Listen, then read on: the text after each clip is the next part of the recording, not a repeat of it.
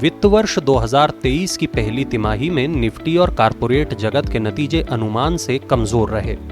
महंगाई का असर कंपनियों की बैलेंस शीट पर भी दिखने लगा है। ऊंची लागत के चलते कॉर्पोरेट जगत के कामकाजी मुनाफे और मुनाफे की ग्रोथ सितंबर 2020 के बाद सबसे कम रही है। हालांकि बढ़ी हुई लागत ग्राहकों तक पहुंचने से कंपनियों की आय ग्रोथ मजबूत रही है। निफ्टी के दिग्गज RIL, Tata Motors, BPCL, SBI, HDFC limited के नतीजे अनुमान से खराब रहे।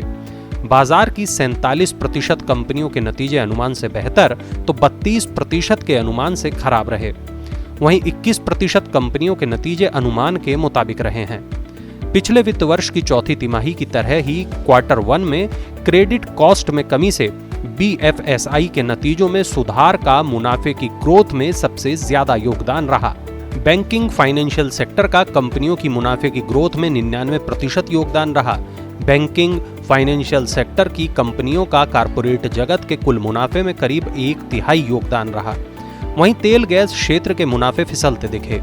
तेल गैस कंपनियों के मुनाफे पर दबाव से कॉर्पोरेट जगत के तिमाही नतीजों पर सबसे ज्यादा खराब असर रहा।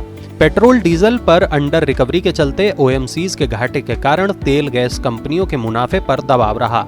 इसका असर ये हुआ कि कॉर्पोरेट जगत के कामकाजी मुनाफे और मुनाफे की ग्रोथ सितंबर 2020 के बाद सबसे कम रही। ऊंची कमोडिटी और एनर्जी कॉस्ट से लगभग सभी सेक्टर की कंपनियों के मार्जिन पर दबाव रहा। कॉर्पोरेट जगत की कंपनियों का कामकाजी मार्जिन 4.9% घटकर 14.2% रहा, जबकि अनुमान 14.4% रहने का था। बाजार के 20 में से 14 सेक्टर की कंपनियों के नतीजे अनुमान के मुताबिक या बेहतर रहे।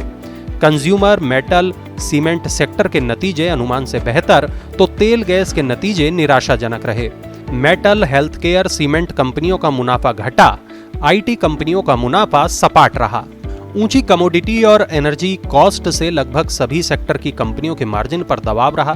14 प्रमुख सेक्टर्स में से 11 सेक्टर्स की कंपनियों के कामकाजी मार्जिन टूट गए। सीमेंट, तेल gas, metal, auto, speciality chemical, IT कंपनियों के कामकाजी मार्जिन में 2.5% से ज्यादा की कमी हुई। पहली तिमाही में निफ्टी की 50 कंपनियों का मुनाफा 23% बढ़ा। 50 में से 11 कंपनियों ने घाटा दर्ज किया। 11 घाटे वाली कंपनियों को छोड़ निफ्टी कंपनियों का मुनाफा 31% बढ़ा, जबकि अनुमान 34% बढ़ने का था। टाटा मोटर्स, BPCL ने घाटा दर्ज किया।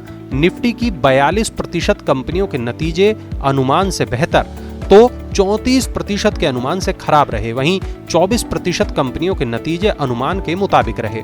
नतीजों की रोशनी में ब्रोकरेज हाउसेज ने कंपनियों पर अपना नजरिया बदलना शुरू कर दिया है। पहली तिमाही के नतीजों के बाद कंपनियों के अपग्रेड और डाउनग्रेड की संख्या लगभग बराबर रही।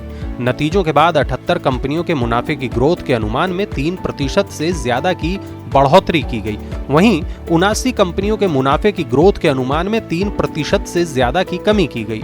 निफ्टी की 11 कंपनियों के फाइनेंशियल ईयर 23 मुनाफे की ग्रोथ के अनुमान में 5% से ज्यादा की बढ़ोतरी की गई। निफ्टी की 9 कंपनियों के फाइनेंशियल ईयर 23 मुनाफे की ग्रोथ के अनुमान में 5% से ज्यादा की कमी की गई। RIL, ONGC, BPCL और टाटा मोटर्स में सबसे बड़े डाउनग्रेड देखने को मिले। त्योहारी मांग और खपत बढ़ने के साथ साथ कमोडिटी कीमतों में गिरावट के चलते एनालिस्ट का अनुमान है कि वित्त वर्ष 2023 की दूसरी तिमाही से कॉर्पोरेट इंडिया के तिमाही नतीजों में सुधार हो सकता है। यानी एक और तिमाही में नतीजों पर दबाव जारी रहने की आशंका है। मनी 9 के लिए संदीप ग्रोवर की रिपोर्ट।